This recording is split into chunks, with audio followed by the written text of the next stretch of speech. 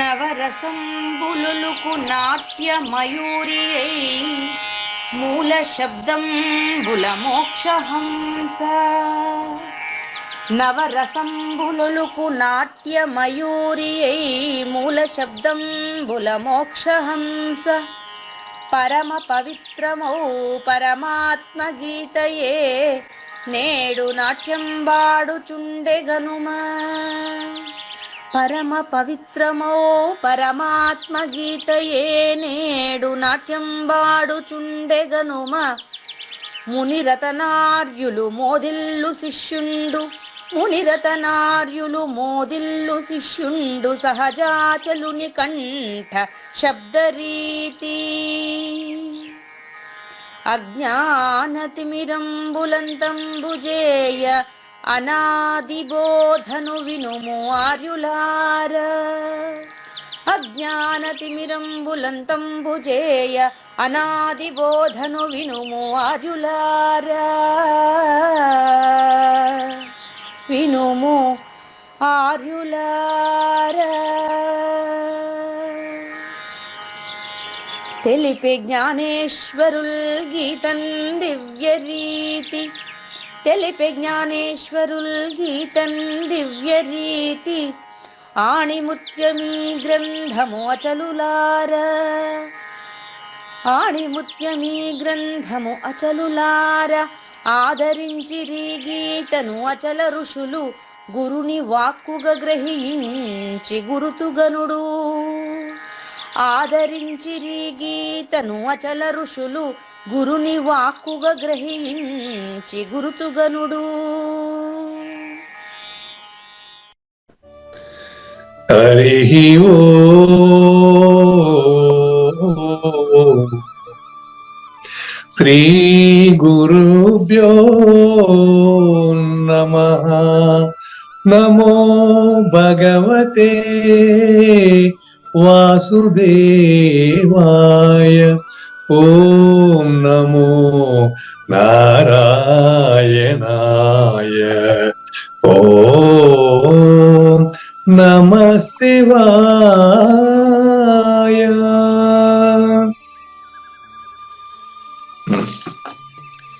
ఈ గీతా జ్ఞానజ్ఞ కార్యక్రమం మొదలైంది. నిన్నటికి 1025 రోజులైందండి. ఈ రోజు 1026వ రోజు.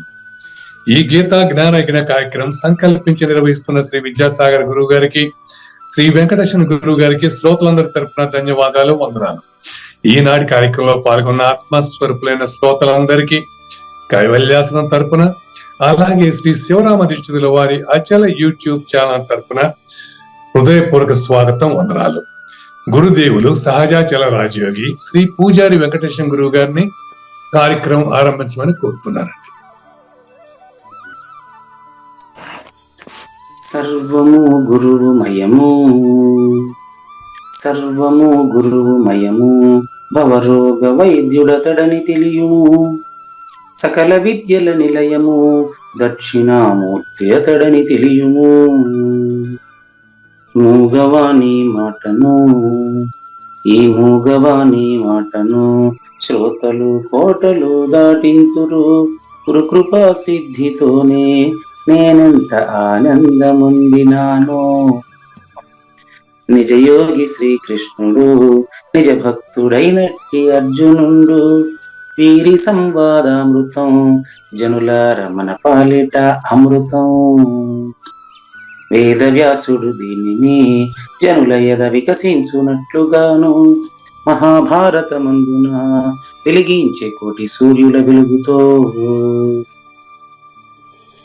నిత్య సత్య శాశ్వతమైన పరిపూర్ణంలో లేఖనే జరుగుతున్నట్లుగా మనకు తెలియబడుతున్న పవిత్రమైన శ్రీమద్ భగవద్గీత జ్ఞానేశ్వర్య జ్ఞానయజ్ఞంలో ఇవాళ 1026వ రోజు, అంటే 2023 డిసెంబర్ 24వ తేదీ.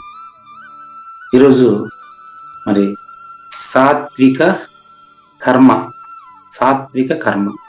ఎలా ఉంటుందో, అచల పరిపూర్ణుడి ద్వారా చేయబడేటువంటి సాత్విక కర్మ ఎలా ఉంటుందో తెలుసుకునేదానికి ముందుగా ఈ విషయాన్ని చర్చించడానికి మీరెవరు వెనకాడబాకండి. చాలా ముఖ్యమైనటువంటి విషయం అండి. ఏదైనా సభలో గాని ఇట్లాంటి వేదికల పైన గాని వాదం పెట్టుకోవద్దన్నారు, చర్చించడానికి వెనకాడబాకండి. సంవాదంలో ఇబ్బంది లేదు కదా గురుగారు. అది సంవాదంలో ఇబ్బంది లేదు. సంవాదానికి వెనుకాడడం స్టేజ్ ఫియర్, నీళ్లను చూసి భయపడడం లాంటిది. ఈత నేర్చుకోవడానికి వెళ్ళడంలో తప్పులేదు కదా. అదే విధంగా ఈ యొక్క గ్రంథాన్ని ముద్దుగా ఈ గ్రంథంలోని విషయాన్ని చర్చించడానికి బట్ట బయలుగా ఎవరితోనైనా నువ్వు భయపడవలసిన అవసరం లేదు. అందుకని ఈ యొక్క సత్సంగం యొక్క లక్ష్యం ఏంటి అనేది ఈ రోజు ఈ గ్రంథంలో మనకు శ్రీకృష్ణ దేశికేంద్రులు సూచన చేయబోతున్నారు. అటువంటి 149వ కందపద్యంతో శ్రోతలందరికీ సాదర స్వాగత సుమాంజలి. శ్రీ గురుభ్యో నమః. శ్రీమద్భాగవత కృష్ణదేశిక ప్రభువులు రచించిన 292 కందార్థ దరువులు సంపూర్ణంగా జ్ఞానయజ్ఞంలో రోజుకొకటి చొప్పున వ్యాఖ్యానించబడిన విషయం శ్రోతలకు విదితమే. ఈ కందార్థ దరువులను రచించిన 19 సంవత్సరాల వరకు అవి ముద్రణకు నోచుకోలేదని, వాటిలోని నిగూఢ భావాలను మరింత స్పష్టం చేస్తూ రచయిత క్షరాక్షరోపాధి ద్వయదోషరహిత పరమతత్వ కందములు 261 రచించారని, తదుపరి సద్గురు శుభాశీస్సులతో ఈ రెండూ కలిపి ఒకే పుస్తకంగా ముద్రించారని పెద్దలు చెప్పగా విన్నాం. పుస్తకం ఇప్పుడు మన భక్తులతో చాలా మంది దగ్గర ఉంది. ఈ కందపద్యాలు భగవద్గీతకు ఉత్తర గీత వలె సద్గురు భక్తులకు కందార్థ దరువులలోని ఎన్నో సమస్యలకు సమాధానమై విలసిల్లుతోంది. ఎంతో ఉపయోగకరమైనటువంటి ఈ కందపద్యాలను రోజుకు ఒక్కొక్కటి చొప్పున వివరించాలని అడిగిన ప్రత్యక్ష శ్రోతల కోరిక మేరకు జ్ఞానయజ్ఞంలో శ్రీకృష్ణ పరమాత్మ సందేశానికి ముందే ప్రతిరోజు కృష్ణ ప్రభువుల దర్శనం మహద్భాగ్యంగా భావిస్తూ ముందుకు వెళదామా?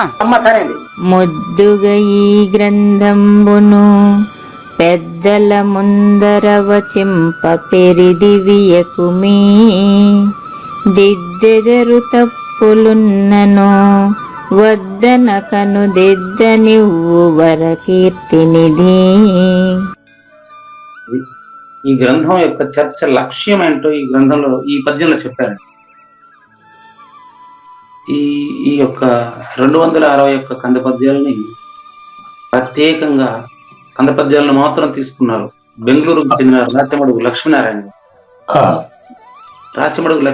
గారు చేసిన కృషి ఏంటంటే, ఈ 261 కందపద్యాలను ప్రత్యేకంగా ఒక గ్రంథం ఏర్పాటు చేసి అకారాదిగా మలచి అందులో ఉండేటువంటి ముద్రణ దోషాలను వారు పరిష్కరించారు. భావదోషానికి దారితీసేటువంటి ముద్రణ దోషాలు చాలా వరకు వారు పరిష్కరించారు. 99% వారు పరిష్కరించారు. గ్రంథాన్ని ముద్రించే ప్రయత్నం కూడా చేశారు, ముద్రించి కూడా పంపిణీ చేస్తున్నారు. యూట్యూబ్ లో రాచమడుగు లక్ష్మీనారాయణ గారు ప్రతి 261ని కూడా గానం చేసి ఉన్నారు కందపద్యాల ప్రత్యేకంగా. ఇప్పుడు జ్ఞానయజ్ఞంలో జరిగే పని ఏంటంటే, వాటిని తాత్వికంగా విచారించి పరిష్కరణ చేసేటువంటి ప్రయత్నం మీ ద్వారా జరుగుతుంది. మిమ్మల్ని ఇలా సంబోధిస్తున్నారు కృష్ణ ప్రభువులు. వర కీర్తినిధి. వర అంటే శ్రేష్టమైన, జ్ఞానాన్ని విచారించి నిజం తెలుసుకోవడానికి, అచల పరిపూర్ణ స్థితిని పొందడానికి పువ్విల్లూరుతున్నటువంటి కీర్తికి నిధి వంటి వాడు. నిధి అంటే నిలయము అని అర్థం. నిలయము మీకు తెలియకనే మీరు జ్ఞానయజ్ఞంలో ఎంతో మంది ప్రశ్నలు, శ్రీనివాసరావు గారు అంటారు, అందరి ఆలోచనలు మరి ప్రశ్నలంతా మీకు చేరిపోతాయట. ప్రారంభంలో మీరు ఎవరినైనా అడిగి ప్రశ్నలు తెచ్చి పెడతా ఉంటారు. ఇప్పుడు అట్లేదు. వాళ్ళ ఆలోచనలో ఉండే ప్రశ్నలు మీ ద్వారా నాకు వేయబడతాయట. అందుకని మీరు ఇప్పుడు వరకీర్తి నిధి అయినటువంటి ఓ కావూరి నాగేశ్వర ప్రసాద్ గారు ఎక్కడైనా ఎప్పుడైనా ఈ గంటే కాదు, గంట తర్వాత కూడా ఎవరు ఫోన్ చేసినప్పటికీ, మీ ఇంటికి ఎవరు వచ్చి అడిగినప్పటికీ ఈ విషయాన్ని ముద్దుగా, సంతోషంగా, ఆనందంగా వేదాంత చర్చకు మీరు ఆహ్వానించండి. ఏం తప్పులేదు. ఎందుకంటే ఈ గ్రంథం పూర్తిగా అంటే ఉబుసుపోక కబుర్లకు మీరు ఎలాగో టైం కేటాయించారు అనుకోండి. ఉబుసుపోక కబుర్లు అంటే పక్కిళ్ళు ఎంత విశాలంగా కట్టాడు, పక్కింట్లో ఆమెకి ఎన్ని చీరలు ఉన్నాయి, ఈ పక్క ఆయన ఎన్ని ఫ్లాట్లు కొన్నాడు, ఇటువంటి మాటలు కాదు మనకు కావాల్సింది. ఈ వేదాంత నిధి, ఈ వేదాంత చర్చకు భౌతికమైనటువంటి జీవితానికి మీరు ఏమంటారు, మీకున్న సౌకర్యాలు మీ అవసరానికంటే మూడింతలు ఉన్నాయని గుర్తించి వేదాంత చర్చలో పూర్తిగా సమయం కేటాయిస్తున్నారు. కాబట్టి ఎవరు ఫోన్ చేసినప్పటికీ, మీ దగ్గరికి, మీ ఇంటికి ఎవరు ప్రత్యక్షంగా వచ్చినప్పటికీ ఈ చర్చకు మీరు ఆహ్వానించండి. ఏం ఇబ్బంది లేదు. మీకు తెలిసింది మీరు చెప్పండి, దానికి ఏం ఇబ్బంది లేదు. నిన్న గీతా జయంతి రోజున ఒక అద్భుతమైనటువంటి ఘట్టం జరిగింది. కరెక్ట్ గా ఈ క్లాసు 7 గంటలకు అయింది కదా. 7 గంటల క్లాస్ అయితేనే ఫోన్ వచ్చింది. సూళ్ళూరుపేట నుండి, ఇప్పుడు కాళహస్తి కాకపోతే అక్కడ సూళ్ళూరుపేట అనే ఊరు నుంచి ఒక ఆయన ఫోన్ చేశారు. వారి పేరు రామచంద్రమూర్తి. రామచంద్రమూర్తి గారు, నేను మిమ్మల్ని దర్శించాలని వస్తున్నానండి అని ఫోన్ చేశారు. గీతా జయంతి రోజు రామచంద్రుడిని నేరుగా చూడడం, నేను మిమ్మల్ని దర్శించే భాగ్యం కల్పించేందుకు సంతోషం అండి, రండి అని చెప్పారు. అద్భుతమైన ఘట్టం ఏంటి తెలుసా? గీతా జయంతి కానుక నాకు. గీతా జయంతి కానుక ఏంటంటే సూళ్ళూరుపేట నుంచి వచ్చిన శ్రీరామచంద్రమూర్తి గారు ఎవరంటే, మా గురువుకి గురువు గారు ఉన్నారు, బాలాజీ సింగ్. సత్య ప్రబోధనాచార్యుల దగ్గర ఉపదేశం పొందిన ప్రత్యక్ష శిష్యుడు. అంటే గురువు గారు సోదరుడు. ఎట్లాగైనా తలపల మురత్నం గారిని దర్శించాలా జీవితంలో ఒక్కసారైనా అనుకున్నారు. అంటే బాలాజీ సింగ్ గారి వద్ద ఉపదేశం తీసుకున్నప్పటికీ వారు ఎక్కువ కాలం వేదాంతాన్ని గురించి విచారించలేదు. ఈ తలపల మురత్నం గారు ఎవరో, ఈ పూజారి వెంకటేశం, ఇప్పుడు చూసిన తలపల మురత్నం అంటుంటాడే, మన సోదరుడు బాలాజీ సింగ్ శిష్యుడు తలపల మురత్నం అంటారు. నేను బాలాజీ సింగ్ శిష్యుడినే కదా.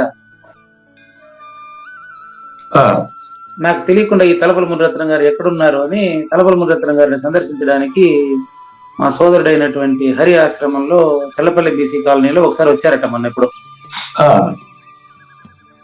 వచ్చి ఉంటే వారు కాలధర్మం చెందారని తెలుసుకున్నారు. మా గురువు గారు పరమపదం చెందిన విషయం అప్పుడు తెలుసుకున్నారు. ఈ హరి ఎవరో ఆయనకు తెలియదట. మా సోదరుడు హరి గాని నేను గాని తెలియదు, కానీ మా గురువు గారి పేరు ప్రతిసారి ఉచ్చరిస్తున్నాడు, ఎవరు ఈ పూజారి వెంకటేశం, ఈ తలపల మురత్నం గారి గురించి తెలుసుకోవాలా అని వచ్చారు. మరి సాక్షాత్తు మా గురువు గారి సోదరుడైనటువంటి బాలాజీ సింగ్ సత్య ప్రబోధనాచార్య, అచల ఋషి గ్రంథకర్త, వారి శిష్యుణ్ణి 76 సంవత్సరాల వయసులో ఇప్పుడు వచ్చి నాకు ఆయన దర్శన భాగ్యం కల్పించడం గీతా జయంతి కానుక కాదు. ఈ జ్ఞాన యజ్ఞం వినడం కానీ ఇటువంటి అంతా వారికి తెలియదు. కేవలం యూట్యూబ్ లో ఎవరో చెప్పడం వల్ల విన్నారు అంతే. ఇప్పుడు చూసినా తలపల మురత్నం గారి పేరు వినిపిస్తుందండి, మరి ఆయన దగ్గరికి పోతే ఆయన గురించి మరి తెలుసుకోవచ్చు అన్నారు. వారు వస్తే వారు స్పష్టంగా వారికి నేను మా గురువు గారిని చూపించాలి కదా. ఇప్పుడు నాగేశ్వరరావు గారి పుణ్యం అని వేదాంత మోక్ష ఎరుక యూట్యూబ్ లో మన గురువు గారు ఇచ్చినటువంటి ఆడియో ఆయన వినిపించాను. దానికి కారణం ఏంటంటే వేదాంత మోక్ష ఎరుక గ్రంథం ఎవరు వచ్చినారంట ఆయన. ఆ వేదాంత మోక్ష ఎరుక గ్రంథంలో ఉండే సందేశాన్ని పట్టుకొని వెతుక్కొని వచ్చేసారు. మరొక ఆశ్చర్యకరమైనటువంటి విషయం ఏంటంటే వారికి టెక్నాలజీ అంతగా రాదు కదా, వయసు అయిపోయింది. దాంట్లో పాట ఉంది చివర, గూగులమ్మ గుడిలో నా గురు భక్తులు గుమిగూడి వేదాంత గోష్ఠి సాగెను 21 వేకువ జాములుగా ముగిసెను అని ఉంది. 21 రోజులు గూగులమ్మ గుడిలో ఏదో మీరు సత్సంగం చేసినట్టు ఈ గ్రంథంలో మొత్తం చదివి చివరి తెలుసుకున్నానండి. ఇప్పుడు మన ఇద్దరం ఆ గూగులమ్మ గుడిని సందర్శించాక రండి అని అడిగినారే. నన్ను ఏం చేయమంటారు చెప్పండి. ఆ, ఉమ్, వాళ్ళకి ఎక్స్ప్లెయిన్ చేశాను వివరంగా. గూగుల్ అమ్మ గుడి అంటే అది ఒక ప్రత్యేకమైనటువంటి గుడి కాదండి. ఆ, ఈ జూమ్ యాప్ లాంటిదే అది గూగుల్ మీట్ అది అనే అది ఓకే. అది ఎక్స్ప్లెయిన్ చేసి, గూగుల్ అమ్మ గుడి అంటే ఏదో కాదండి, ఎరుక పుట్టుక స్థానం ఏదే అని అడిగారు వారు వేసిన ప్రశ్న. మళ్ళీ వేదాంత చర్చలో ఎరుక పుట్టుక స్థానం ఏదంటే సుషుమ్న నాడి అంటాం. దాన్ని చూపించమంటే అది ఏడుంది, అది ఎవరిలో ఉంది, అది చూసేవాడిలో ఉంది. అట్ట గూగుల్ అమ్మ గుడి ఏడుంది అంటే అది భౌతికమైన గుడి కాదండి. గూగుల్ అమ్మ గుడి అంటే ఈ విధంగా ఒక 5-6 మందికి రహస్యంగా నేను బోధించడానికి ఉపయోగించినటువంటి యాప్ అది. అది 21 రోజులు అంతర్జాతీయ వేదిక లాగా పెట్టి ఓపెన్ గా పెట్టి చెప్పినటువంటి వేదికలో ఆ పుస్తకం ముద్రించబడింది. ఈ విధంగా ఆ పుస్తకం మీ దగ్గరకు వచ్చిందని చెప్పేటప్పుడు చాలా ఆశ్చర్యపోయారు. బహుశా ఇప్పుడు క్లాస్ లో ఉండొచ్చేమో తెలియదు నాకు. వారి కోడలి ద్వారా ఆ యాప్ డౌన్లోడ్ చేసుకుని అది ప్రతిరోజు వినాలని వారు చెప్పారు. సండే కదా, కొంచెం నెట్ కొంచెం ప్రాబ్లం ఉంటుంది. కాబట్టి ఈ విధంగా నిన్న గీతా జయంతి కానుక నాకు ఇది. ఇట్లా మీరు ఈ గ్రంథాన్ని, జనన మరణ రహితానికి స్పష్టంగా ఉద్దేశించబడినటువంటి గ్రంథాన్ని మీరు ఎవరితోనైనా ఎక్కడైనా ఎంత పెద్ద వ్యక్తులైనా సరే చర్చించడానికి పెద్దల ముందర వచింప. మీరు నకన వయసులో పెద్దవారు, నిన్న వచ్చినటువంటి రామచంద్రమూర్తి కూడా వయసులో పెద్దవారు. ఆయన ముందర నేను దీన్ని చెప్పడానికి వెనుకాడాల్సిన అవసరం లేదు కదా. లేదు, ఎప్పుడు సుపీరియర్. కనుక మధ్యాహ్నం వరకు జరిగిన చర్చలో మా అన్నగారు ఉన్నారు, ఆయన వెళ్ళారు. మధ్యాహ్నం తర్వాత ఆయనకు రహస్యమైన ప్రశ్నలు వేశారు. నేను వచ్చిన పనికి చెప్తాను వినండి అని చెప్పి వారు వేసినటువంటి ప్రశ్న, ఎరుక అనేది ఎక్కడి నుంచి పుట్టింది, ఎలా, దాని పుట్టుక ఎట్లా, ఎరుక నేను ఎట్లా పోగొట్టుకోవాలి, పరిపూర్ణాన్ని నేను ఎలా తెలుసుకోవాలి, ఇవి వారు ఇచ్చినటువంటి ప్రశ్నలు. దీనికి సుదీర్ఘంగానే బోధించబడింది. అనుభవానంద స్వామి ఇప్పుడు అచలామృత స్వేచ్ఛాగేయ అనువాదం విడుదలైంది కదా, ఆ గ్రంథం యొక్క ఆధారంగా వారికి ఈ సూచనలన్నీ కూడా మరి జరిగినాయి. ఇట్లా ఎంత పెద్దవాళ్ళు అయినప్పటికీ వారు నిజానికి గురుతుల్యులు. వారు నన్ను వెతుక్కుని ఎంత దూరం వచ్చినప్పటికీ బాలాజీ సింగ్ ప్రతిరూపం వారు. అయ్యా, మీ గురువు చెప్పిన బోధ మీకు చెప్పడానికి నాకు ఇబ్బంది ఉంది అని ఇప్పుడు మీకు చెప్పినట్టుగానే వారి గురువు అయినటువంటి సత్యప్రబోధనాచార్య బాలాజీ సింగ్ తాతగారి యొక్క శిష్యుడు. ఇది మీ గురువు చెప్పినా, నేను చెప్పినా, మీరు చెప్పినా ఇదేనండి, కొత్తగా చెప్పేదానికి ఏమి లేదు. కళలో తోచినటువంటి వస్తువులకి కర్త ఎవరు, ఏ బిల్డింగ్ తో సిమెంట్ కట్టి, ఏ సిమెంట్ తో ఆ బిల్డింగ్ కట్టారంటే ఏం చెప్తాం చెప్పండి. మీ కావూరి నాగేశ్వర ప్రసాద్ అనేటువంటి ఆ పేరు కలిగినటువంటి ఆ దేహంలో గుర్తిరుగుతున్నటువంటి ఎరుక ఎట్టా పుట్టిందంటే నన్ను ఎట్ట అడుగుతారు. అది మీరు ఎక్కడి నుంచి చూస్తున్నారో అక్కడి నుంచి పరిపూర్ణాన్ని చూస్తే మరి మాట్లాడేవాడు లేదని మీకే తెలియాలా. ఎక్కడి నుంచి చూస్తే అంటే ఎక్కడి నుంచి చూస్తే ఇప్పుడు ఎరుక చూసేవాడికే ఉంది అంటున్నారు. మరి చూసేవాడు ఎవడో ఎరుక కలిగిన వాడే, మరి చూడబడేది ఏంటి? చూసేవాడి ప్రతిరూపం. సుషుమ్నా నాడి ఉంది గురుగారు, సుషుమ్నా నాడిలో ఎరుకుంది అంటున్నారు. ఎక్కడ? సుషుమ్నా నాడి చూసేవాడిలో ఉంది అంటున్నారు. ఎక్కడ? చూసేవాడిలో ఎక్కడ? చూసేవాడి సుషుమ్నా నాడిలో ఉందంటారా? ఎక్కడ? అది ఎక్కడ? చూసేవాడి సుషుమ్నా నాడి ఎక్కడ, ఏ ఊర్లో? అది ఎక్కడ అనేది ఎవరు నిర్ధారణ చెప్పలేము. అనుకుంటాం కానీ కనుపంపల మధ్య, ఏడా పింగళ మధ్యలో అంటాం కానీ ఏమో మరి. మీరు ఆన్సర్ కూడా చెప్పి మళ్ళీ ఏమో మరి అంటే అదేనండి, మరి ఎక్కడ ఉందని మీరు ప్రశ్నిస్తే నాకు డౌట్ వచ్చింది. ఇప్పుడు అది డౌట్ కాదు, డౌట్ లాంటిది అంతే, డౌట్ కాదు. గురుగారు, ఇడ పింగళ మధ్య సుషుమ్న అంటే సుషుమ్నకు ఉనికి లేదు. అదేంటి ఇడా పింగళ మధ్యలో ఉంటే ఎందుకు సుషుమ్నకి ఇది లేదండి గురుగారు? ఉనికి లేదండి. మరి మధ్యలో ఉందని మనం అంటున్నాగా, ఎడా పిడ పింగళ మధ్యలో ఉందని మనమే అంటున్నాగా. ఏం క్లారిటీ చూడండి, మీరు ఏం క్లారిటీ ఇస్తున్నారు అబ్బా నాకు. అదే ఆరుంటికి మధ్యలో మాత్రమే అది, అంటే వేరే చోట లేదని అర్థమే కదా. వేరే చోట లేదు, అవును కరెక్టే, అంతే కదా. నా ఎరుకు ఉన్న చోట ఉంది. మరి అక్కడ ఉండేది ఎరుక కాదు, తోచింది ఎరుక, ఉండేది కాదు అది. తోచింది, ఓకేనండి. ఇప్పుడు చూపిస్తా మీకు, మళ్ళీ చూడండి. ఎరుకను చూపించడానికి నాకేం ఇబ్బంది ఉంది? పరిపూర్ణాన్ని చూపించలేను నేను. ఎరుకను చూపించేదానికి నాకు ఇబ్బంది ఏముంది? కళ్ళలో మీకు కనిపించిన వస్తువులకు కారణం ఎవరు? కనిపించే వస్తువు కారణం, కనిపించే వస్తువు కూడా కారణమే. అరే రే రే రే, మీరు నేను చెప్పిందే తిప్పి చెప్పారు. నో, కనిపించే వస్తువులకు కారణం ఎవరు? కనిపించే వస్తువులకు కారణం అనేది కూడా మన ఎరుకులాంటిదే, లేదు లాంటిది కాదండి.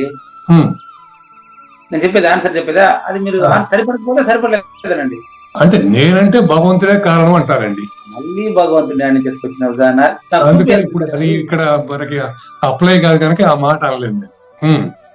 అట్లా కాదు, నాకు విత్ ప్రూఫ్ నేను చెప్పిన ప్రతి వస్తువుని మీకు చూపిస్తాను. మీరు చెప్పిన వస్తువు నాకు చూపించాల్సి ఉంటుంది. అడ్రస్ కూడా అడుగుతాను నేను. అట్లాగే చాలా ఇంపార్టెంట్. నేను కలలో కనిపించిన వస్తువులు కనిపించుటకు కారణం ఎవరో అని అడిగినాను. కలగనేవాడు. అట్లా అనమాట. ఇప్పుడు మీ ఆన్సర్ కి ఎవరైనా వ్యతిరేకించగలరా? లేదు. అట్టుండాల. టెంకాయ కొడితే ఈ పక్క ఒప్పు ఆ పక్క పర్ఫెక్ట్ ఉండాలా, పగలకుండా ఉండకూడదు. అవును, కలగనేవాడు ఉన్నాడు, అందుకే మీకు అంతే. నేను ఆన్సర్ అంతవరకు అడిగిన, ఉన్నాడా లేదా మళ్ళీ చెప్తా. కాదండి, నేను ప్రశ్న అడిగితే ఆన్సర్ అంతవరకే మీ కథ. అంతే గురుగారు. కలగనేవాడు అన్నారు కదా, అడిగి సరే ఉన్నాడంటే మళ్ళీ చూపిమంటా నేను. మరి కలగన్నాడుగా. అవునండి, కలగనేవాడు కల్లో ఉన్నాడా? కలగనేవాడు కల్లో లేడు, కలకి ఆవల ఉండి చూస్తున్నాడు కళ్ళని. అదే మళ్ళీ ఆయన చూపిమని అడుగుతాను, అదే విషయం. కలగనేవాడు కలలో మాత్రమే ఉన్నాడు, తప్ప రైటా? అవును గురుగారు. మేలుకుంటే కలగనేవాడు గాని కలగనే వస్తువులు గాని రెండు ఒకేసారి పోతాయి. రెండు కలగనేవాడు ఉంటాడు మేలుకుంటే. అబ్బే చూసుకోండి, చెప్తా. అది మీకు అర్థం కాలేదనే విషయం ఇప్పుడు నాకు అర్థమైంది కదా. అంటే మేల్కొంటే అంటే జాగ్రత్తలో మేల్కొంటే చెప్తానండి. లేడు, అది మీకు ఎక్స్ప్లెయిన్ చేస్తా. రోగి, ఇప్పుడు మా అబ్బాయి టైఫాయిడ్ జ్వరంతో బాధపడుతున్నాడండి. కానీ ఇప్పుడు పేషెంట్ అంటారు. పేషెంట్ పిలుచుకోరండి అంటారు. మరి వాడికి రోగం నయం అయిపోయిన తర్వాత కూడా వాడిని పేషెంట్ అనొచ్చా? అదే విధంగా కలగనేవాడు మేల్కోలే. బాగా గమనించండి, చాలా ఇంపార్టెంట్. కలగనేవాడిని కళ్ళలో కనలేడే. కలగనేవాడు కలలో ఆ కలగనే వస్తువులకు తాదాత్మ్యత చెంది చూస్తూ ఉంటాడు. అది తోస్తున్నదే వాడికి, అది నిజం కాదు. కలలో కళ నిజంగా తెలుస్తున్నప్పటికీ నిజం కాదు. ఇప్పుడు మనం మాట్లాడుతున్నటువంటి జ్ఞానయజ్ఞం కూడా మన ఇద్దరికి తోస్తున్నట్టున్నదే తప్ప ఇది నిజం కాదు. ఇది నిజం కాదని మీకు చూపిస్తున్నాను కదా, మీరు చూడండి. నిజమేది అని నేను చూపించలేను, నిజాన్ని నేను చూపించలేనండి. ఇది నిజం కాదనేది నేనే మీకు చూపిస్తాను. ఇప్పుడు చెప్పండి, ఎరుక పుట్టిందా? కళ పుట్టిందా? కళ తోచింది అంటాం. ఓకే, పరిపూర్ణంలో ఎరుక కూడా తోచింది. మీకు నరస్వప్నం అర్థమైంది, సురస్వప్నం అర్థం కావాల్సి ఉంది. నరస్వప్నం 1/3 గురుగారు మీకు పెట్టాను మొన్న కూడా. నరస్వప్నం 1/3, సురస్వప్నం 1/2, పరిపూర్ణం 1. మూడు రకాలు చెప్పాను, మళ్ళీ చెప్తాను, రాసుకోండి. నరస్వప్నము 1/3 మరుపు. ఓకే గురుగారు. నరస్వప్నము 1/3 మరుపు. నెక్స్ట్ సురస్వప్నము 1/2 ఎరుక, ఈ రెండు ఒకటే. ఓకే అండి. పరిపూర్ణము 1 26వది, అది ఎప్పుడు మారలేదు, అది మాత్రమే ఉంది. కాబట్టి ఇప్పుడే ఆ విధంగా నాకు ఆన్సర్ చెప్తే క్లియర్ గా ఉండాలి. మీరు సందేహంగా చెప్పకండి, ఇది ప్రపంచ వేదిక కదా, మీ సందేహం ఉంటే అడగండి. కానీ మీకు ఆన్సర్ వచ్చి కూడా సందేహం ఉన్నట్టు తెలుస్తుంది అంతే, నిజానికి సందేహం క్లియర్ గుర్తుపెట్టుకోండి. ఇందాక గురువు గారు లింగమూర్తి గారు పెట్టారు, నేనేం పెట్టాను, గురుగీతలో ఉండే ఒక్కొక్క అక్షరం కూడా ఒక అక్షరం ఒక మంత్రం లాంటిదయ్యా. ఇతర మంత్రాలు ఎన్ని చెప్పినప్పటికీ గురుగీతలో గురు సూచనలో 16వ వంతుకు కూడా సాటి రాదు. గురు సూచన అనేది అల్టిమేట్ మెయిన్ టాప్. గురువు కంటే ఉత్తముడు ప్రపంచంలో లేదు. కాబట్టి గు అంటే గుణము, రు అంటే రూపము, గుణరూపానికి అతీతమైన వాడు గురువు. అవును. అంత స్పష్టమైనటువంటి గురుగీతలో ఒక్కొక్క అక్షరం ఒక్కొక్క మంత్రం అమ్మా. ఈ యొక్క గురుగీతలో ఉండే ఒక అక్షరానికి ఎరుకలో ఉండేటువంటి విషయాలు 16వ వంతు కూడా కాదు అని అక్కడ చెప్పడం. అదేలేండి. గురుగీతలో ఉండే సంస్కృతంలో ఉండే అక్షరాన్ని యథాతథంగా తెలుగులోకి వచ్చే ప్రయత్నమే గురుగీత స్వేచ్ఛా గేయానువాదం. అదేనండి. అందులో నేనేం రాశానంటే షోడశాంశం అంటే ఎవరికి అర్థమవుతుంది, వీసానికి చాలదు అని రాసింది. అదేలేండి. వీసం అంటే చాలా మందికి వీసడు కిలోలు అనుకుంటారని, ప్రాచీన కాలంలో వీసము అంటే ఒక వస్తువులో 16వ భాగము అని అర్థం.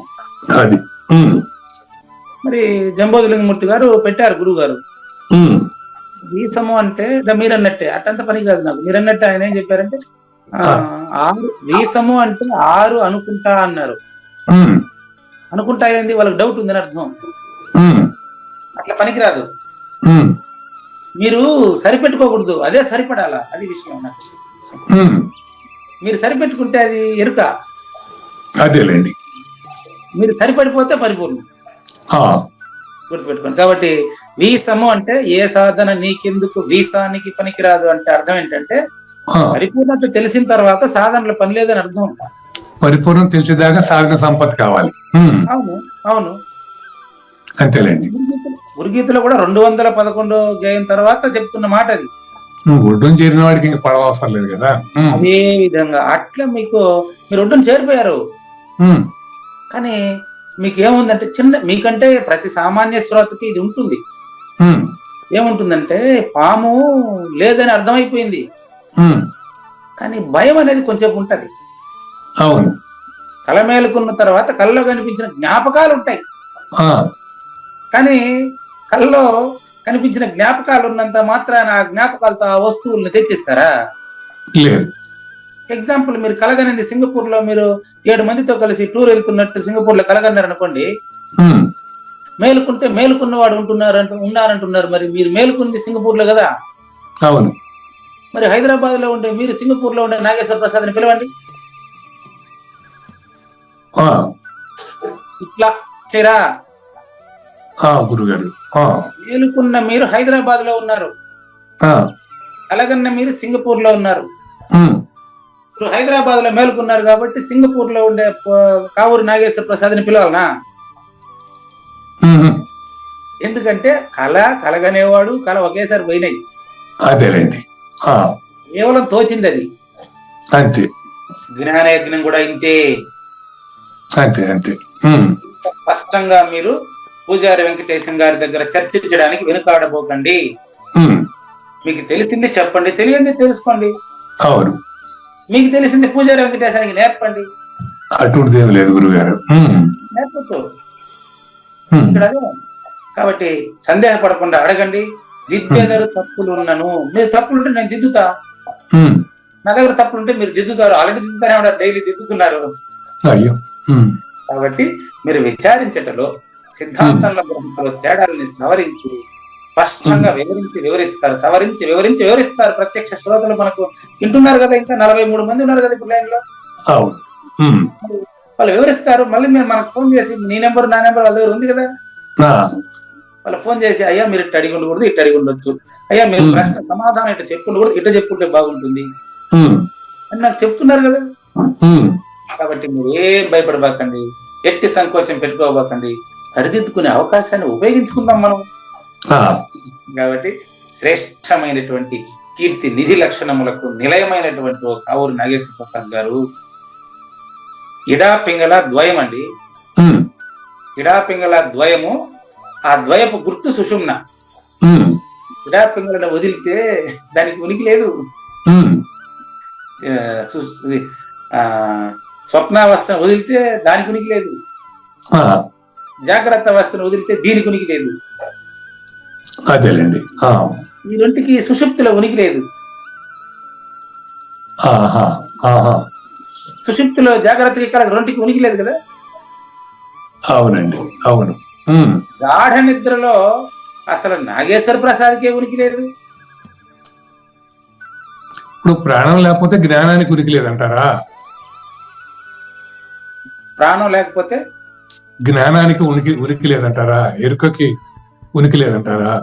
ఉందంటారా? అంటే ఎడా పింగళ మన ప్రాణం కింద అన్వయించుకుంటే దాంట్లో ఉన్న సుషుమ్న నాడి జ్ఞానం. టాపిక్ మార్చకూడదు. మీరు ఎందుకు అన్ని టాపిక్ దూరం వెళ్ళిపోతారు? మీరేం చెప్పారు? ప్రాణం లేకపోతే జ్ఞానికి ఉనికి లేదంటారా ప్రశ్న. సమాధానం ఏంటంటే ఉందంటారా. అక్కడే ఉండండి, వేరే టాపిక్ మారబాకండి, జంప్ అవ్వబాకండి. ప్రాణం లేకుంటే జ్ఞానానికి ఉనికి లేదంటారా అడిగారు. నేను ఎందుకంటాను, మీరు ఉందంటారా చెప్పండి. మరి మరు జన్మ కర్మ గిర్మ ఇవన్నీ మరి వస్తున్నాయి కదా, మరి దేని వల్ల వస్తున్నాయి? మరి ఇక్కడ మీరు టాపిక్ మారుస్తున్నారు. మీరు ప్రాణం లేకుంటే జ్ఞానానికి ఉనికి లేదంటారా అని అడిగారు. ఉందంటారా అని నేను అడిగా. మరి వేరే పదాలు తెచ్చేశారు. అదేలేండి. విచారణ ఎప్పుడు కమ్మచ్చులో తీగలాగా సాగాల నాగేశ్వర ప్రసాద్ గారు. కమ్మచ్చులో తీగ అంటే రెస్ట్ తీసుకుంటే కూడా ఆధారమే పేరుతూ ముందుకెళ్ళాలి. ఒక కబుర్లతో పని నిలబెట్టకూడదు కదా. అవును. ఇప్పుడు చెప్పండి, ప్రాణం లేకపోతే జ్ఞానానికి ఉనికి లేదంటారా ప్రశ్న. ఉందంటారా అది చెప్పండి. దాని అప్పుడు మీకు నేను విచారణ కొనసాగిస్తాను. అంతేగాని వేరే వేరే పదాలు వస్తే నేనేం చేయాలి? ఉందని ప్రాణం పోయినాడు తెలీదు అంటే లేదని అర్థమే కదా. లేదని అర్థం. అది మీ నుంచి రావాలి, నాకు మీకు సరిపడాలా? అంతే అంతే. మీరు సరిపెట్టుకోకూడదు. అదేలేండి. మీకే సరిపడాలి, అది విషయం. అంతెందుకండి ముగ్గురు గురించి చెప్తా వినండి. చిన్న కథ చెప్తా 5 నిమిషాల్లో. ఇప్పుడు నాగేశ్వర ప్రసాద్ జీవించి ఉన్నారు. పక్కన మీ పక్కింట్లో ఒకరు చనిపోయి ఉన్నారు. నాగేశ్వర ప్రసాద్ గారు జీవించి ఉన్నారు, పక్కింట్లో చనిపోయి ఉన్నారు. మీ పక్కన ఇప్పుడు ఈ సమయంలోనే ఎగ్జాంపుల్, మనం నిద్రపోతున్నారు, మీ ఇంట్లో కుటుంబ సభ్యులు నిద్రపోతున్నారు. చూడండి, మూడు విషయాలు చెప్పాను ఇప్పుడు మీకు నేను. ఒకరు చనిపోయి ఉన్నారు, మీ కుటుంబ సభ్యులు నిద్రపోతున్నారు. అంటే ఇప్పుడు పూజారి వెంకటేశం లేక కావూరు నాగేశ్వర ప్రసాద్ జీవించి ఉన్నాడు. చూడు, ఒకరు జీవించి ఉన్నారు, కొంతమంది నిద్రపోతున్నారు, ఇంకొకరు చనిపోయి ఉన్నారు. 3 విషయాలు చెప్పాను ఇప్పుడు. ఈ మూడిట్లో జ్ఞానం ఉపయోగంలో ఉండేది జీవించి మేలుకొనున్న వాడికి మాత్రమే. గమనించండి, జీవించి మేలుకొని ఉన్నవాడికి మాత్రమే జ్ఞానం ఉపయోగంలో ఉంది. అంతే. అవును. వాళ్ళిద్దరికి లేదు కదా. లేదు, నిద్రించేవాడికి లేదు, చనిపోయిన వాడికి లేదు. చనిపోయిన వాడు వేరే దేహంలో మేలుకుంటాడు. అదే ప్రాబ్లం. చెప్పండి, ప్రాబ్లం అది కూడా. చనిపోయిన వాడు అర్థం ఏంటి? జ్ఞానం ఎలాగా ఉన్నట్టే కదా. మరి ఏమండి, జ్ఞానం ఉన్నట్టే కదా. కర్మ రెసిడ్యూ ఏదైతే ఉందో అది ఉన్నట్టే కదా గురుగారు. నేను ఎక్కడ చెప్పాను ఆ మాట? అది నాగేశ్వర ప్రసాద్ భావన. మరో జన్మలో మరో తనువులో మేలుకుంటాడు అనేది. ఓకే, అంటే అది పూర్తి వినాలి కదా మీరు. ముగ్గురు కథ ఏంటండి, మధ్యలో వచ్చేస్తారు. చనిపోయిన వాడు వేరే దేహంలో మేలుకుంటాడు. నిద్రపోతున్నవారు నిద్రపోతున్నాడు మేలుకుంటాడు, ఈ దేహంలోనే మేలుకుంటాడు. అది అవును అవును సూచన చూడండి. నేను వేరే దేహం అని కూడా చెప్పాను కదా మీకు. అదేలేండి, అదే గురుగారు, ఆ మాట మీరు వాడాలి కదా. అదే అవును. చనిపోయిన వాడు వేరే దేహంలో మేలుకుంటాడు. కానీ వాడు వీడే. వినండి. చనిపోయిన వాడు బాగా నిశ్చితంగా పరిశీలించి తొందరపడబాకు. చనిపోయిన వాడు వేరే దేహంలో మేలుకుంటాడని చెప్పిన. నేను చావు పుట్టుక అనే మాట ఇక్కడ ఎందుకు చెప్తున్నానో మీరు అర్థం చేసుకోండి. చనిపోయిన వాడు అనే పదం ఎందుకు వాడాను? మీరు పుట్టినట్లు భ్రమిస్తున్నారు కాబట్టి మీకు వాడుతున్నాను. అదే గురుగారు. మీరు అంటే సామాన్య శ్రోత. మనం పోనీ పూజారి వెంకటేశ్వర పుట్టినట్టు భ్రమిస్తున్నాడు కాబట్టి ఆ పదాన్ని వాడుతున్నాడు. అంతే. పూజారి వెంకటేశ్వర అవును గురుగారు. గుర్తుపెట్టుకోండి. చనిపోయిన వాడు వేరే దేహంలో మేలుకుంటాడు, నిద్రిస్తున్న వారంతా ఈ దేహంలోనే మేలుకుంటారు. ఈ రెండింటికి కూడా జననము మరణము అనేటువంటి పేర్లు పెట్టుకున్నవాడు చనిపోతే ఎవరన్నా ఏడుస్తాడు, ఎవరన్నా పుట్టినప్పుడు సంతోషిస్తాడు. కానీ చనిపోయినప్పుడు వేరే దేహంలో మేలుకుంటాడు, నిద్రించిన వాడు ఈ దేహంలో మేలుకుంటాడు. ఈ రెండు అబద్ధపు గుర్తులేనని తెలిసిన వాడు జీవించి ఉండేటప్పుడు విచారించి కావూరి నాగేశ్వర ప్రసాద్ సరిపడితే అవి కేవలం నిద్రపోవడం మేలుకోవడం లాంటిది తప్ప చావులు పుట్టుకలు అనేది అంతా మనం మంది కల్పించుకున్నాం అనేటువంటి క్లారిటీ మీకు సరిపడాలనే తప్ప నేను సరిపెట్టలేను కదా. అది బాగుందండి, చక్కని సూచన ఇచ్చారు గురుగారు. మనం చనిపోతే మనం పుడితే సంతోషపడతాం, పోతే ఏడుస్తాము. ఇప్పుడు నిద్రపోయేటప్పుడు మనం ఏడవట్లేదు, ఎందుకంటే మేలుకుంటామని గ్యారంటీతో. అంతెందుకు, ఇంకా మంచి చెప్తాను ఇప్పుడు మీకు. అది సూచన అయ్యప్ప మాల వేసిన వాళ్ళతో కలిపి చెప్తా. అయ్యప్ప మాల వేసినటువంటి వారు ప్రయాణంలో సగం దూరంలో ఉన్నారనుకోండి, వాళ్ళ తండ్రి గాని వాళ్ళ కుటుంబ సభ్యులు ఎవరైనా ఇక్కడ చనిపోయినారనుకోండి, ఇక్కడ గురుస్వామి ఏం చెప్తాడంటే వాళ్ళకి చెప్పొద్దు అంటాడు. బాగా వినండి, ఇప్పుడైనా తెలుసుకుంది. ఇప్పుడు మీకు ఈజీ సూచన. ఇక్కడ వేరే గురుస్వామి ఏమంటాడంటే కుటుంబ సభ్యులు గురుస్వామిని అడుగుతారు, శబరిమలలో అయ్యప్ప ఇది ఏమంటారు ఇరుముడి చెల్లించి రావడానికి వెళ్ళాడండి, ఇంకా కొండ కింద ఉన్నాడు, శబరిమల అయ్యప్ప ఎక్కపోయి ఇరుముడి చెల్లించిపోతాడు. ఇది కుటుంబ సభ్యులు చనిపోయినారు. అతనికి ఫోన్ చేసి చెబితే అతను పోకూడదు, ఇంక తిరుకొని రావాలి, చెల్లించకూడదు. అతనికి మనం చెప్పకుండా ఉంటే అతనికి అంటూ వర్తించదండి. కుటుంబ సభ్యులు ఇక్కడ చనిపోయినప్పటికీ అతను మాల్లో ఉన్నాడు కాబట్టి, అతనికి ఆ దీక్షలో ఉన్నాడు కాబట్టి అతనికి ఇది వర్తించదు. అతనికి ఫోన్ చేసి మనం చెప్పకూడదు. అతను పోయి చెల్లించి తిరుక్కొని వచ్చిన తర్వాత మళ్ళీ అతనికి చెప్పినప్పటికీ అతను ఇక్కడ ఇంట్లో సాగు పెట్టుకొని అక్కడ ఎట్లా ఆయన చెల్లించాడని అడుగుతారు ఎవరన్నా. అంటే తెలిసితే మోక్షము, తెలియకున్న బంధము.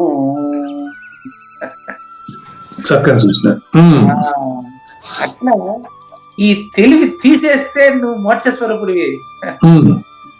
సింపుల్ కదా. అదేలేండి.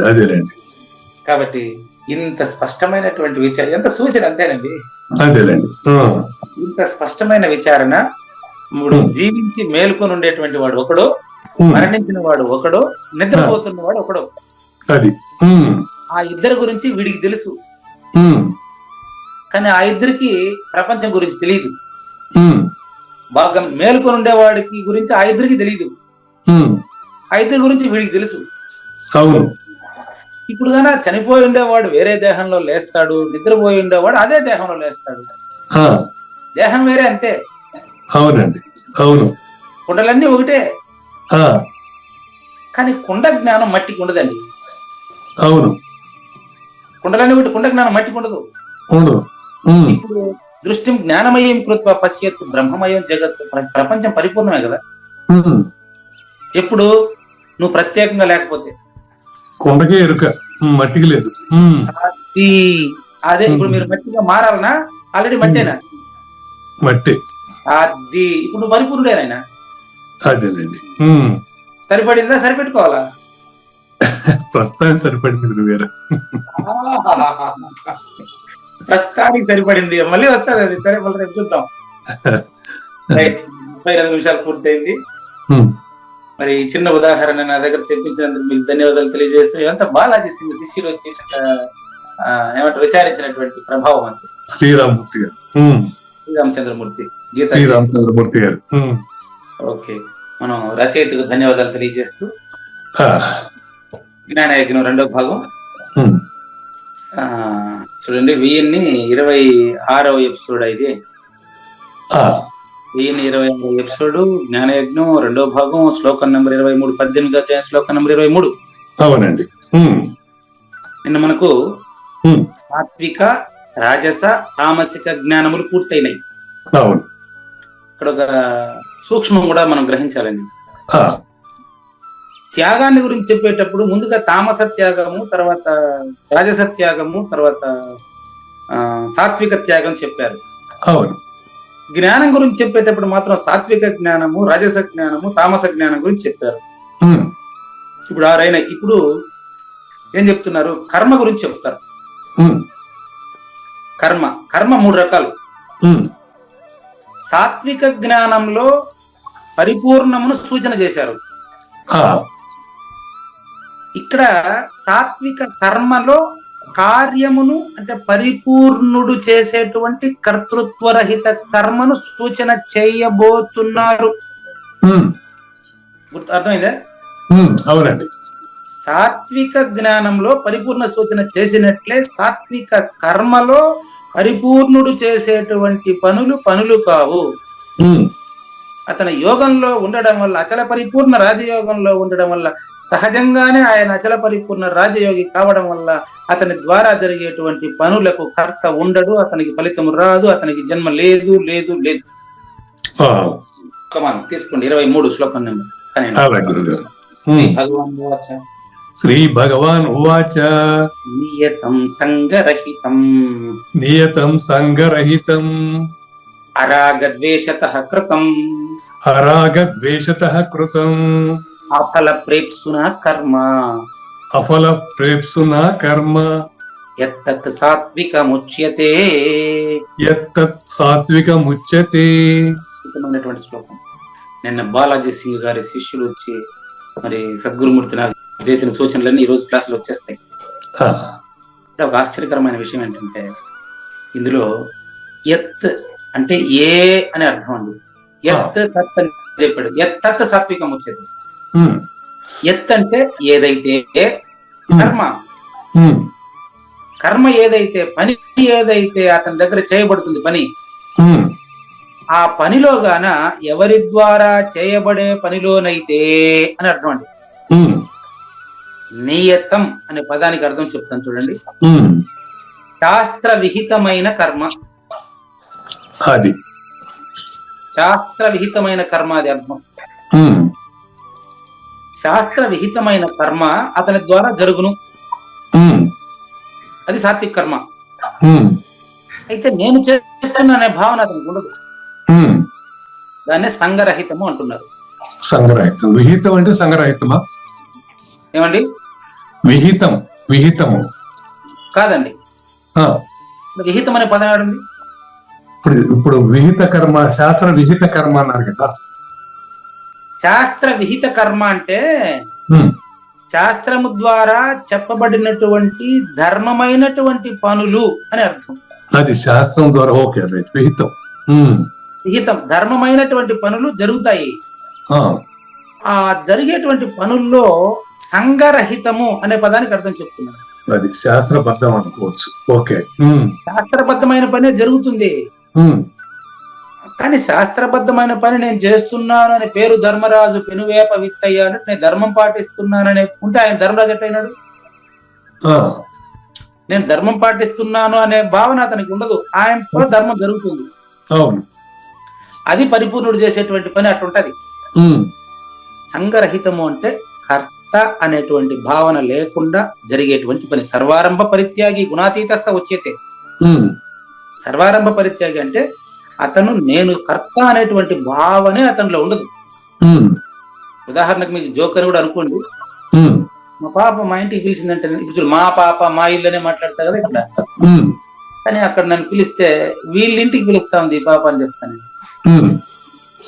అంటే అర్థం ఏంటంటే నాకు ఉద్యోగాన్ని మొదటి భార్య గాని, ఈ కుటుంబాన్ని రెండో భార్య గాని వర్తిస్తూ ఉంటాను. అట్లా ఎప్పుడైతే వేదాంతం బాగా అలవాడిందో అతనిలో ఆ భావన ఉండదు, నేను పనిచేస్తున్నాననే భావన అతనికి ఉండదండి. అప్పుడు దాన్ని అఫల ప్రేప్సున కర్మ, దాని ఫలితం అతనికి అంటదు. అది ఇప్పుడు నా కూతురికి అలవాడింది అనడానికి ప్రూఫ్ ఏం తెలుసా? నాన్న మీరు పుత్తూరులో ఉంటే నాకెందుకు, నగరం వస్తే నాకెందుకు నాన్న, ఏదో అమ్మగారు మాట చెప్పారు నీకు వచ్చానంటే. మీరు పుత్తూరులో ఉన్నా నాకు ఇష్టమే, మీరు కార్వేట్ నగరం వచ్చినా నాకు ఇష్టమే. నాదేముంది నాన్న, మీ ఇష్టం, మీరు ఇక్కడైనా ఉండండి, అక్కడ నా బలవంతం ఏం లేదు నాన్న, మీ ఇష్టం. అంటే అమ్మాయి అది అంటే ఏం అక్కడ దేనికి తగలడం లేదు, అలా జీవనం కొనసాగించాల. ఇప్పుడు ఎగ్జాంపుల్ బాగుందని వాడేశాను అంతేనండి. కరెక్ట్ అండి, అంతే. అట్లా అఫల ప్రేప్సున కర్మ అంటే అతనికి కర్త భావనే లేదే, ఫలితం భావన ఉంటదే. కర్తృత్వ భావన లేనోడి ఫలితం భావన ఉంటదే. అందుకని అరాగద్వేషత అంటే రాగద్వేషములకు అక్కడ తావు లేదు. కృతం చేయబడింది, చేశాడు కాదు. అవును, చేయబడింది, చేశాడనే మాట అక్కడ రాదు. అవునమ్మా, చేయబడింది. తత్ ఆ కర్మ ఖచ్చితంగా కార్యమని చెప్పబడుతుందని 6వ అధ్యాయం మొదటి శ్లోకం. ఏమని అక్కడ సన్యాసీచ యోగిచ నా నిరగ్ని నచక్రియ అంటూ. అంటే ఎప్పుడైతే అతను అక్కడ కర్త అనేటువంటి భావన లేదో, అనాశ్రిత కర్మ ఫలం కార్యం కర్మ కరోతి సన్యాసీచ యోగిచ నచక్రియ, పని వదిలేవాడు సోమరి అవుతాడు, చేస్తూ కర్త లేని వాడు యోగి అవుతాడు.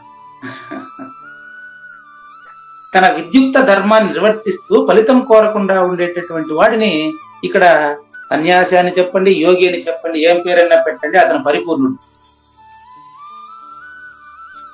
కర్త లేకుండా పని జరిగితే పరిపూర్ణుడు.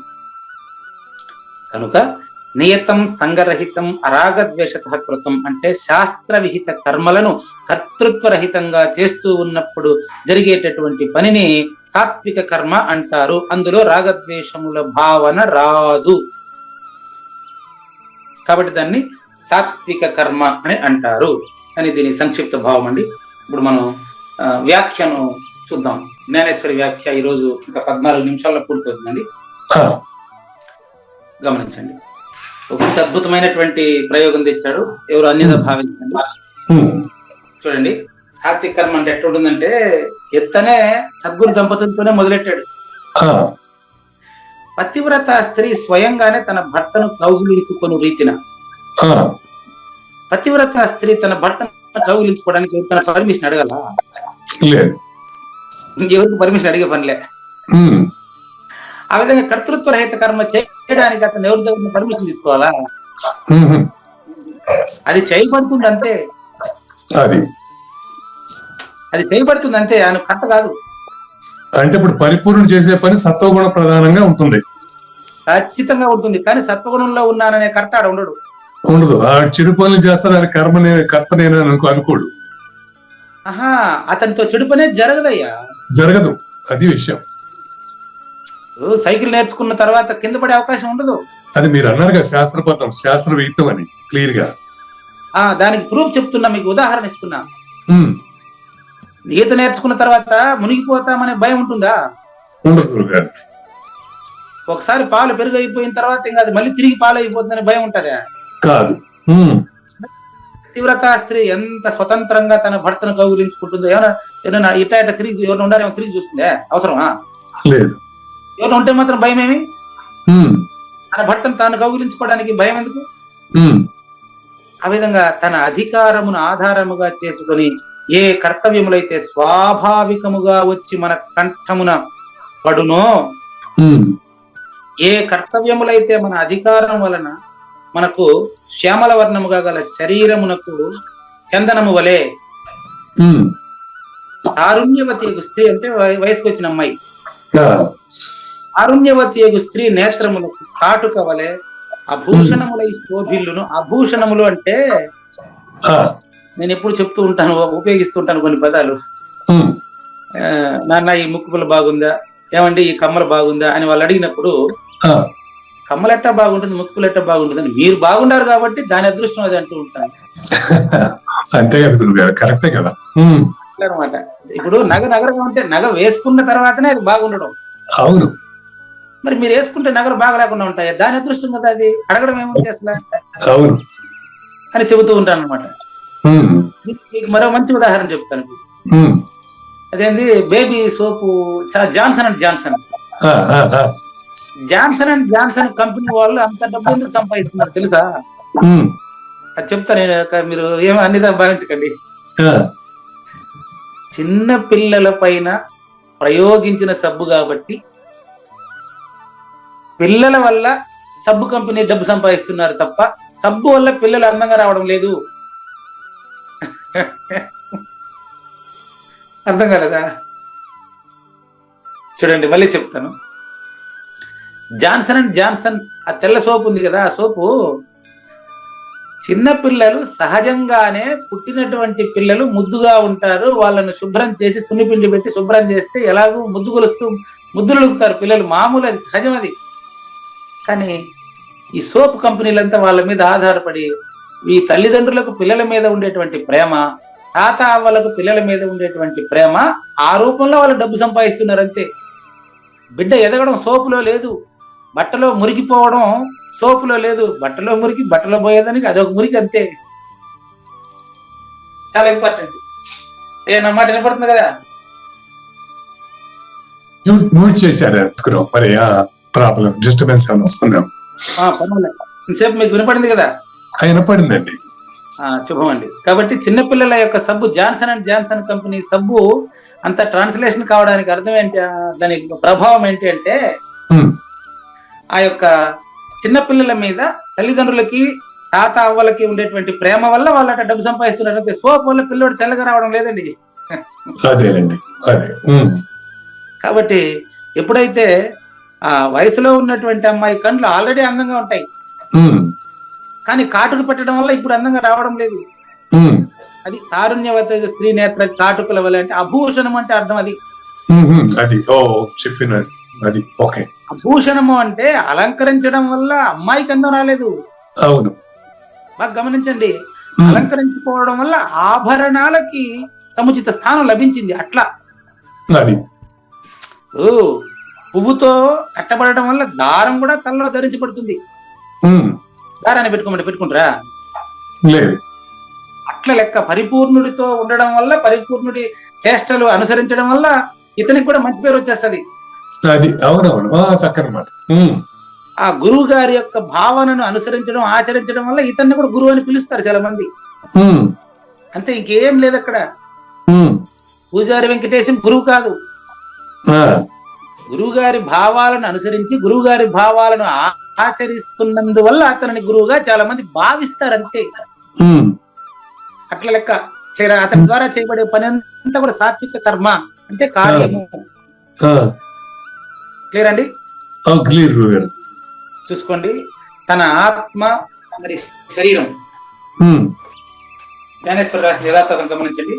తన ఆత్మ మరి శరీరము అనేక కష్టములకు కలుగు చేసినప్పటికీ, తన ఆత్మ అంటే తాను, శరీరం అండి నేను. ఇక్కడ తన ఆత్మ అంటే రెండో నేను, శరీరం అంటే మూడో నేనండి. ఒక తల్లి తన ఆత్మ శరీరమునకు అనేక కష్ట నష్టములు కలిగి చేసినప్పటికీ తల్లి బిడ్డను పెంచేటప్పుడు వీడిని కనేదానికి నేను ఇంత కష్టపడ్డానే, వీడిని నాకు ఇంత కష్టపెట్టినాడని ఎప్పుడైనా అనుకుంటుందా? ఆ విధ అయినప్పటికీ ఆమె మనసు ఎప్పుడు కూడా తనకు కలిగిన కష్టాలకు దుఃఖించదు. ఈ పిల్లవాడిని కనడానికి నేను ఇంత కష్టపడ్డానే అని ఎప్పుడైనా అనుకుంటుందా? బిడ్డ మీద ప్రేమ చూపిస్తుంది తల్లి. అవునండి. అట్లా ఒక పని చేయడానికి ఎంత కష్టపడినప్పటికీ అతను అక్కడ కర్తలేడు కాబట్టి అతను ఫలితాలపైన దుఃఖించడం అని అర్థం. ఇదే విధంగా హృదయపూర్వకంగా సమస్త కర్మల్ని మనం ఆచరించినప్పుడు అది సాత్విక కర్మ అవుతుంది. మనకు అలవాడాలి అది. అంటే ఫలితాలపైన దృష్టి పెట్టకూడదు. అవును. కాబట్టి కర్మలన్నింటినీ బ్రహ్మార్పణం గావించాలి. మరో చిన్న ఉదాహరణ చెప్పి ముగిస్తారండి ఈ రోజు తరగతి. అలా గురువు 7 నిమిషాలు ఉంది మనకు, చూడండి. ఆ, ఈ కర్మలని బ్రహ్మార్పణం చేయడం ఏ విధంగా అనేది మరో ఉదాహరణ చెప్తున్నారండి. ఉమ్, కొంచెం నిదానం గమనించండి. ఉమ్, ఒక పతివ్రత స్త్రీ, ఉమ్, అంతెందుకు మీ ఇంట్లోనే మీ శ్రీమతి గారు, ఉమ్, భర్త, బిడ్డలు, మీ యొక్క అల్లుడు గారు, మనవరాళ్ళు వీళ్ళంతా వచ్చారనుకోండి. ఉమ్, ఆ అమ్మగారు భోజనం చేసి వడ్డించేటప్పుడు ఉమ్, ఒరే వీళ్ళంతా నాకు లేకుండా తినేస్తారేమో అని ఎప్పుడైనా అనుకుంటదే? లేదు అనుకో. అంటే వీళ్ళందరూ తృప్తిగా తినడమే ఆమెకు తృప్తి కలిగించేటువంటి గొప్ప విషయం. అది ఆవిడికి మిగలకపోయినప్పటికీ మళ్ళీ వండుకుంటారు కావాలంటే. అవును. అప్పుడు ఆవిడ నేను వండాల్సి వచ్చిందని ఏమైనా బాధపడతారా? లేదు. కానీ వండుతారు. ఆ, ఇప్పుడు అది కర్మ అనిపించదు. ఉమ్, చూసుకోండి, ఆమె మనసులో ఈ అన్నం అంతా ఎదురు ఆవిడ రాసింది చదువుతున్నానండి. అదేలే. ఆవిడ మనసులో అన్నం అంతా అయిపోతా ఉంది, దీనిలో నాకేం మిగలకపోతే అంతా వీళ్ళే తినేస్తే మళ్ళీ నేను వండుకోవాలనా అని ఆలోచించదు. అవును. ఏ మాత్రం జరగదు. అవును గురుగారు. ఉమ్, అచల పరిపూర్ణుడి ద్వారా జరిగే పని అట్టుంటది. ఆ, సత్కర్మలను నడిచేటువంటి మానవుడు కూడా ఎప్పుడు కూడా ఇలాంటి మనోవృత్తి కలిగి ఉండాలని వ్యాఖ్య.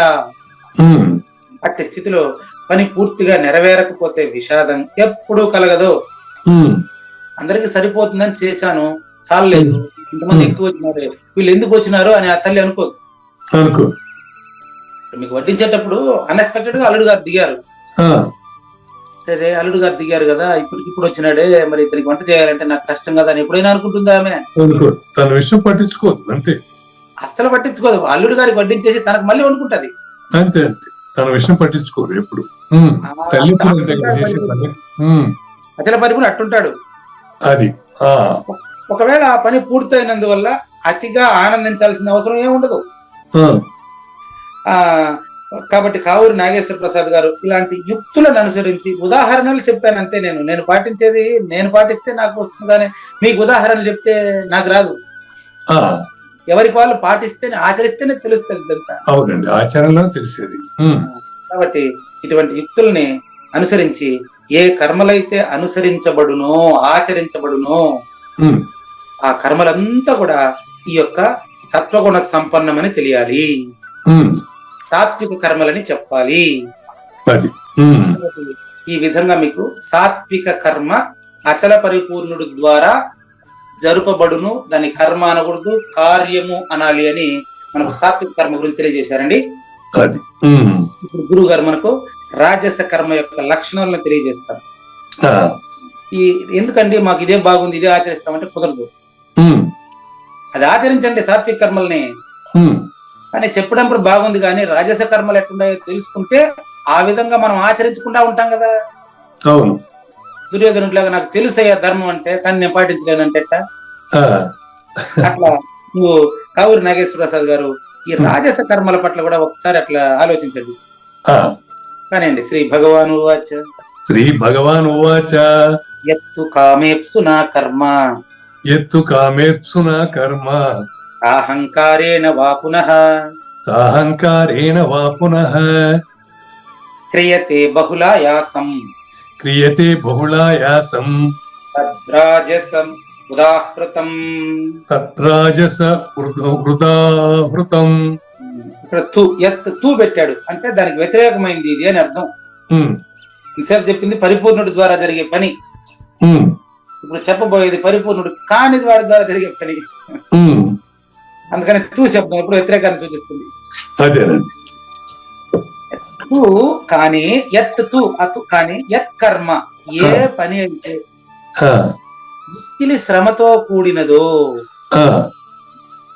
కౌరవులతో యుద్ధం చేయడానికి శ్రమ లేకుండా ఎలా చేయాలో నేర్పించారు కృష్ణ భగవానుడు. ఎంతో శ్రమతో యుద్ధం చేశాడు దుర్యోధనుడు. శ్రమ పడితే ఓడిపోతాడు. ఎప్పుడు కూడా శ్రమ పడితే గెలిచినా అది ఓడినట్టే, రెండు ఒకటే వేస్ట్. శ్రమ లేకుండా చేయాలి అంటే కర్తృత్వ రహితంగా ఒక పని చేయాలి. ఏ పని చేసినప్పుడు ఏ కర్మ అయితే మిక్కిలి శ్రమతో కూడిందై ఉంటుందో దానికి వ్యతిరేకం అన్ని కూడా ఇంతకుముందు చెప్పిన దానికి వ్యతిరేకం శాస్త్రబద్ధంగా ఉండదు. అది అరాగద్వేషం, ఇది రాగద్వేషం. అది అఫల ప్రేప్సు, అక్కడ ఫలితం కోరేవాడు ఉండడు. ఇక్కడ పునః అట్లాగే శ్రమతో ఉండడమే కాదు, కామేప్సునా కర్మ, కామేప్సు పూర్తిగా అహంకారంతో కూడుకుని ఉంటది. కోరికతో కూడుకున్న పని రాజస కర్మ. ఏం కోరిక? ఫలితం పైన కోరిక. వా లేక ఇంకో సా అహంకారేణ, పూర్తి అహంకార పూరితమైనటువంటి కర్మ. క్రియతే చేయబడును, దాన్ని తత్ ఆ కర్మను రాజస కర్మగా పేర్కొనబడినది. ఈ రాజస కర్మ గురించి మనం తర్వాత ఎపిసోడ్ లో చూద్దాం. లేనిది లేదు లేదు, ఉన్నది లేకపోవుట లేదయ్యా, ఈ గొప్ప మర్మమంతా నీ వలన తేటగా తెలిసేనయ్యా. శాస్త్రోక్త కర్మలన్నీ కర్తృత్వరహితంబుగా చేయుచు, రాగద్వేషంబు లేకను చేసేటి కర్మయే సాత్వికంబు. భోగలాలసుల చేత, శ్రమతో అహంకారుల చేతను చేయబడు కర్మలన్నీ రాజస కర్మలని చెప్పబడును. శ్రీకృష్ణుని పలుకును సూటిగా తలపల మునిరత్నమే, శ్రీమించిన భావమై సద్గురువు చెప్పకనే చెప్పెను గదా. సద్గురార్పణ. మంగళం అమ్మ కానండి. జయ మంగళం నిత్య శుభమంగళం, జయతు జయ మంగళం మహోత్సవ మంగళం. జయ మంగళం నిత్య శుభమంగళం, జయతు జయ మంగళం మహోత్సవ మంగళం. శ్రీమించున చలంబు సూచించినటువంటి దక్షిణామూర్తికి దండమిడుతూ, శ్రీమించున చలంబు సూచించినటువంటి దక్షిణామూర్తికి దండమిడుతూ, శ్రీ మహావిష్ణువు సూర్య భగవానుడు యాజ్ఞవల్కి జనక రాజ ఋషికి. జయ మంగళం నిత్య శుభమంగళం, జయతు జయ మంగళం మహోత్సవ మంగళం. అయం వ్యర్థ బాహ్య కోపిన భవతి అనే సుఖయోగి సాంది పరుసుల వరుస. అయం వ్యర్థ బాహ్య కోపిన భవతి అనే సుఖయోగి సాంది పరుసుల వరుస. దీనినే శ్రీకృష్ణ పరమాత్మ వద్దనే ఎరిగరిగిన ఉద్ధవార్జునులకు. జయ మంగళం నిత్య శుభమంగళం, జయతు జయ మంగళం మహోత్సవ మంగళం. శ్రీ అల్లమా ప్రభు బసవేశ్వరుండును బ్రహ్మానంద రామానంద స్వామి. శ్రీ అల్లమా ప్రభు బసవేశ్వరుండును బ్రహ్మానంద రామానంద స్వామి. నవరసాలు లిఖించు నాట్యమయూరిగా గీతను మలచిన జ్ఞానేశ్వరులకు. జయ మంగళం నిత్య శుభమంగళం, జయతు జయ మంగళం మహోత్సవ మంగళం. కబీరు దాసుడు సహజానంద గురుడు రామావధూతయు రాజితముగా. కబీరు దాసుడు సహజానంద గురుడు రామావధూతయు రాజితముగా.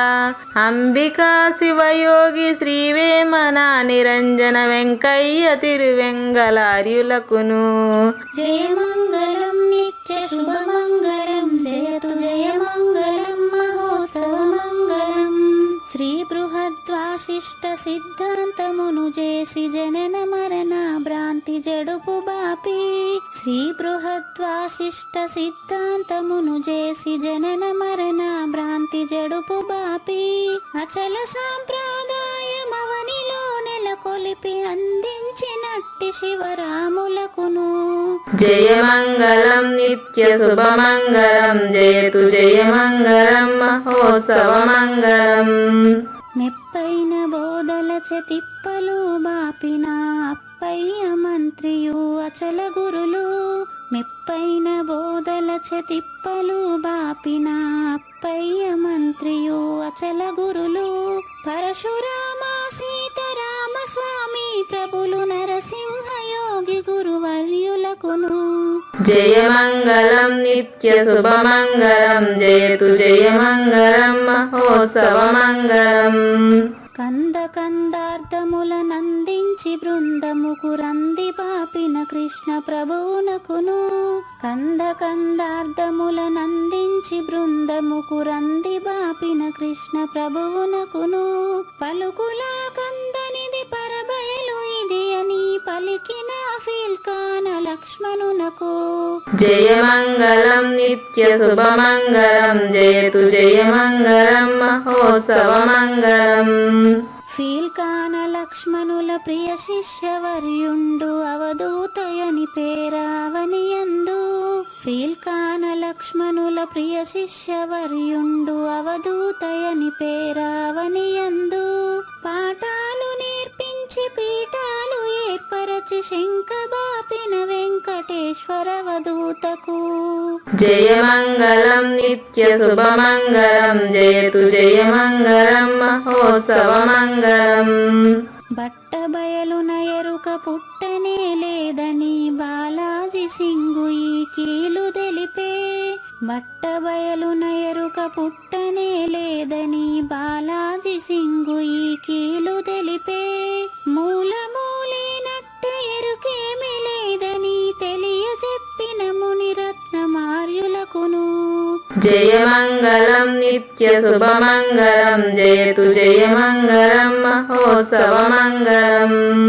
నరస్వప్నము వంటి సురస్వప్నమిది అని పరిపూర్ణ దర్శినిని ప్రకటపరచి నరస్వప్నము వంటి సురస్వప్నమిది అని పరిపూర్ణ దర్శినిని ప్రకటపరచి సహజాచల రాజయోగి సద్గురు కృపచ సాంప్రదాయక గురుల సరసన జేరే జయమంగళం నిత్య శుభమంగళం జయతు జయమంగళం మహోత్సవమంగళం.